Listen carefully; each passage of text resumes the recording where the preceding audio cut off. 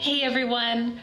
Thank you from the bottom of my heart for continuing to share my page, watching my videos, sharing my posts with your families and friends. It really, really means the world to me. For those of you who are visiting for the first time, I am Nanny Miss Monique. I just want to introduce myself and let you know my purpose.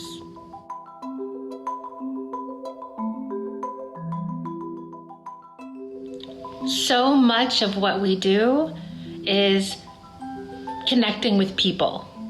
Parents connecting with nannies. Nannies connecting with children. Children connecting with children. I really want to create a connection with you as I'm building my audience. And I want you to feel like you can ask me questions and get ideas from me along the way.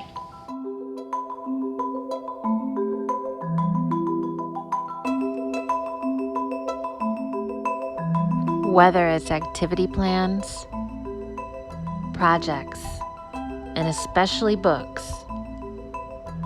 And I will get into that in just a little bit. But first, again, I am Nanny Miss Monique. I'm originally from the Beverly neighborhood of Chicago. I've been a nanny for over 20 years and have worked with several families in various Chicagoland areas, as well as working in Washington, D.C. I love working with little children, and I have had the privilege of watching babies grow into toddlers, tweens, and teenagers along the way. I'm a working mom and a wife, so I've had hands-on experience of what it's like to be a busy parent, much like those who I've worked for over the years.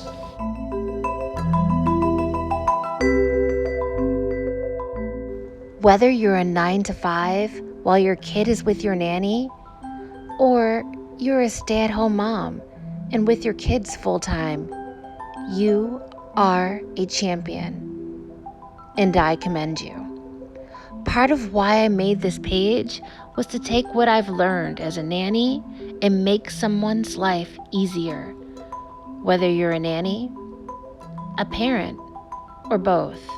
When you subscribe to my post, you're going to see fun activities and song videos for your kids to enjoy, mementos from my journey as a nanny, but most importantly, books about diversity and inclusion.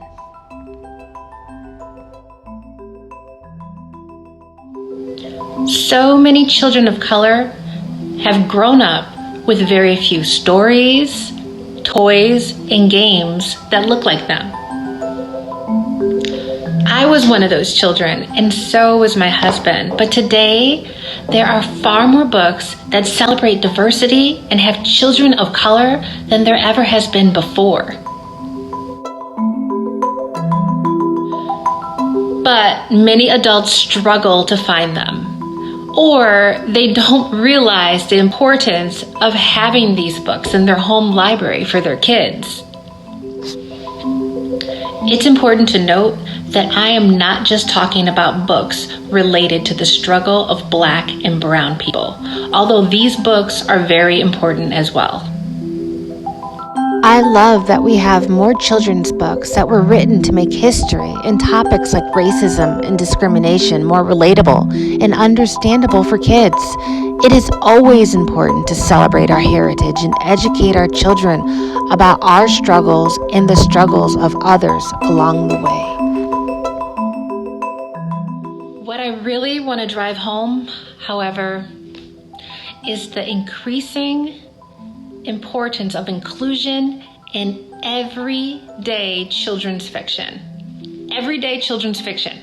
The books I look for and feature on my page are mostly going to be stories with people of color as the primary subject and audience, such as Hair Love by Matthew A. Cherry or Amazing Grace by Mary Hoffman, or stories with diverse characters where race and culture are not the primary subject, such as Mary Had a Little Glam by Tammy Sawyer, or The Summer That Nick Taught His Cats to Read by Curtis Manley and Kate Bearby.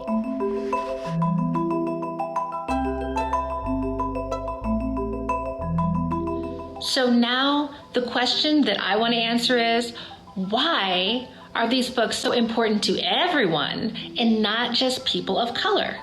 In many of the homes I work for, and I mind you, I've only worked for Caucasian and European families, and before I arrived, there was little to no interaction with people of color. In fact, in most cases, I was the first Black person those children had ever encountered. We know that past the rich suburbs and the private schools, our cities, our countries are full of diversity. Along the way, I learned to use inclusion in children's books as a way for little ones to embrace all people's differences and discover similarities when the only difference is skin color.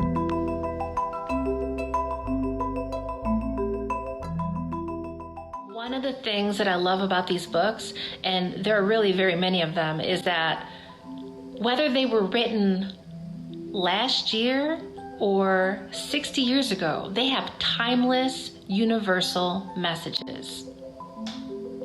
These themes, whether they're about using our imagination, making new friends, or self-discovery, teach children that we can learn from one another and to celebrate our differences.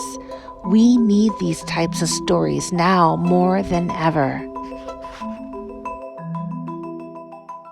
So that's my mission, to share the stories that I know and find along the way, and to introduce you to the authors and the artists who bring these brilliant works to life. I'm proud to be a woman. I'm proud to be Black. I'm proud to be a wife and a mother. And I am proud to be a nanny.